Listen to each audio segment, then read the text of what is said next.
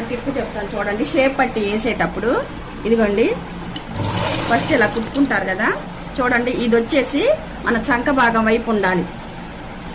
చంక భాగం వైపు ఉండి దీన్ని మధ్యలో కుట్టేసేసుకోండి చక్కగా. ఇదిగోండి ఎలాగా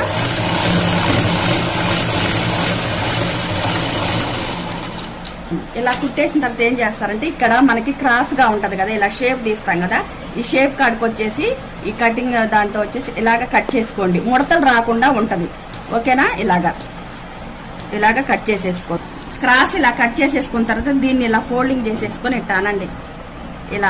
ఇలా అన్న తర్వాత ఇదిగోండి ఇలా అన్న తర్వాత దీన్ని ఈ రెండింటిని కలిపి